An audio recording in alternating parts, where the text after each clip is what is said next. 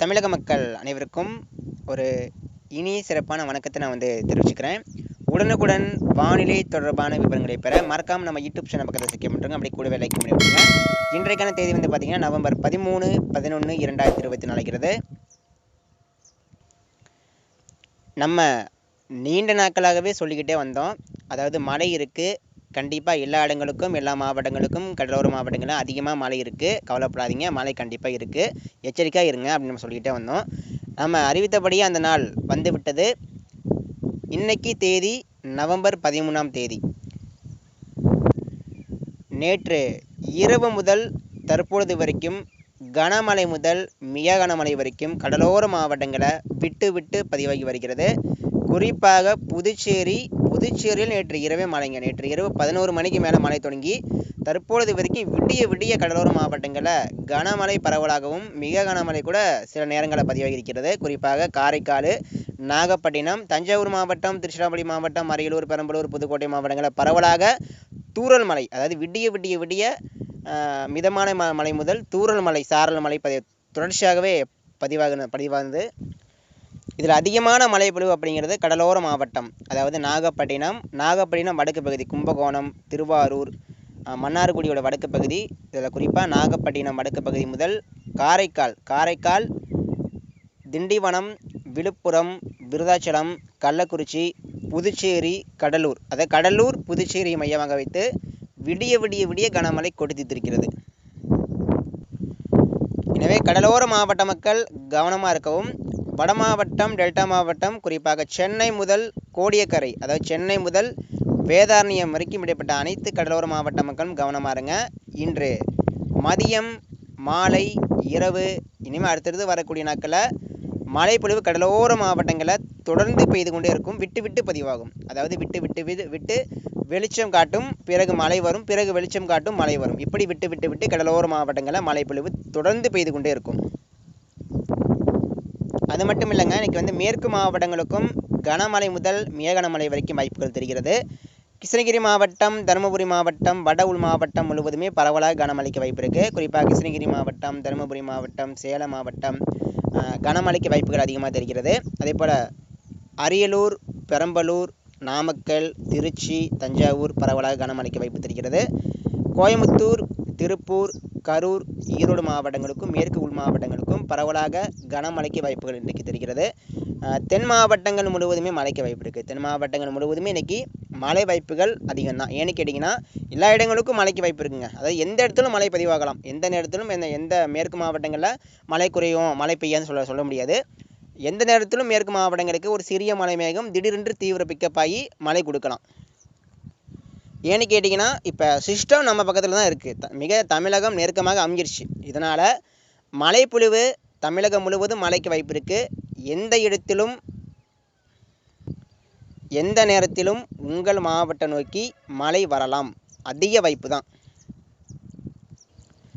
குறிப்பாக மதுரை மாவட்டம், தேனி மாவட்டம், சிவகங்கை, காரைக்குடி, புதுக்கோட்டை, விருதுநகர், தூத்துக்குடி, தென்கடலோர மாவட்டம், தென் உள் மாவட்டம், தென் மாவட்டம், மேற்கு தொடர்ச்சி மலைப்பகுதிகள் முழுவதுமே இன்றைக்கி கனமழைக்கு வாய்ப்பு இருக்குது. வரக்கூடிய நாட்கள் எல்லாமே மழை தாங்க. வரக்கூடிய நாட்கள் எல்லாமே மழை கண்டிப்பாக தீவிரமாக காணப்படும். இன்றைக்கி மழை தொடங்கிருச்சு. ஆனால் வரக்கூடிய நாட்கள் இந்த சுற்று மழைப்பொழிவு நவம்பர் 18 அல்லது 19ஆம் தேதி வரைக்கும் கூட நீடிக்கலாம்.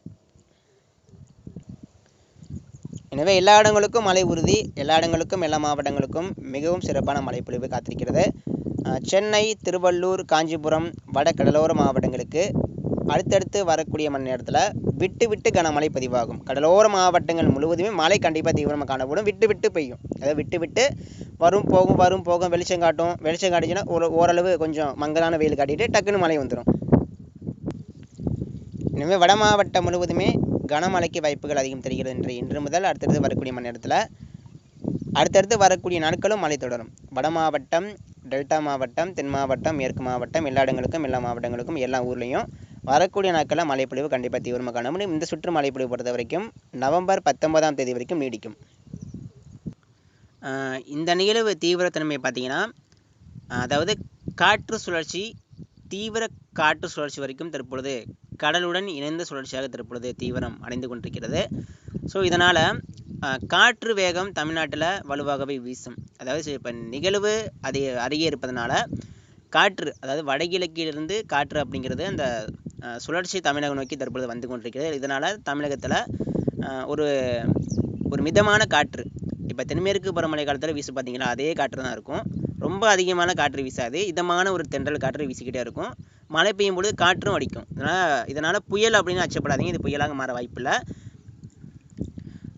ஆனால் மேகமூட்டம் காணப்படும், ஒரு புயல் காற்று போல் லேசாக அடிக்கும், அவ்வளோதான். ஆனால் புயல்லாம் கரையை கிடக்காது. இது வந்து ஒரு சுழற்சி தான், ஒரு மிக தீவிரமான ஒரு சுழற்சி, காற்று சுழற்சி. எனவே யாரும் புயல் காற்று போல் அடிக்குது, ஒருவேளை புயல் வந்துடுமோ அப்படின்னு கவலைப்படாதீங்க. புயல் அச்சம் இப்போதைக்கு இல்லை. இப்போதைக்கு நம்ம தமிழ்நாட்டிற்கு புயல் ஆபத்தெல்லாம் கிடையாதுங்க. இதற்கு அடுத்து வருவது தான் ஒரு தீவிரமான ஒரு நிகழ்வு. அது எப்போ வரும்னா, இந்த நிகழ்வெல்லாம் ஒரு 19ஆம் தேதி வரைக்கும் மழை கொடுத்து இது போயிடும். இது போன பிறகு அடுத்து வருது பார்த்தீங்களா, இந்த இறுதி வாரம், நவம்பர் இறுதி வாரத்தில் வருவது தான் புயலாக மாறுவதற்கு வாய்ப்பு இருக்குது.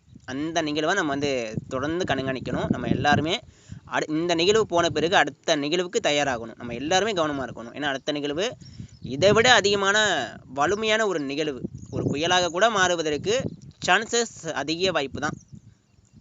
ஏன்னா அடுத்த நிகழ்வு வரும்பொழுது எம்ஜேஓ, அதாவது இந்திய பெருங்கடலிருந்து எம்ஜேஓ அதிக அளவில் நீடிக்க போகிறது. அந்த எம்ஜேஓ என்ன பண்ணும்னா, அந்த சிறிய ஒரு சுழற்சியை வலுப்படுத்த போகுது.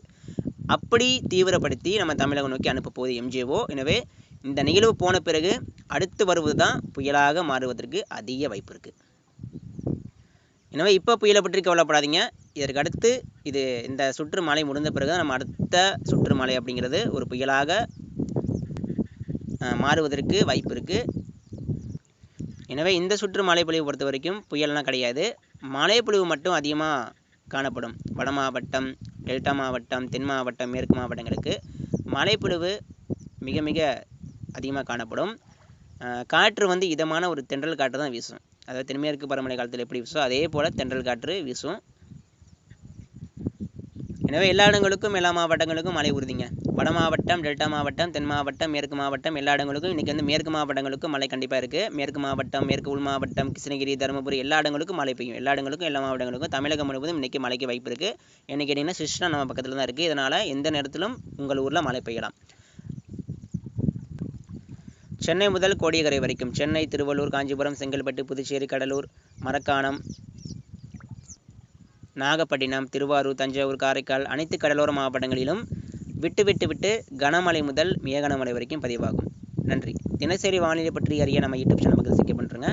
எல்லா இடங்களுக்கும் எல்லா மாவட்டங்களுக்கும் நவம்பர் 19ஆம் தேதி வரைக்கும் இந்த சுற்று மழை தொடரும் கண்டிப்பாக.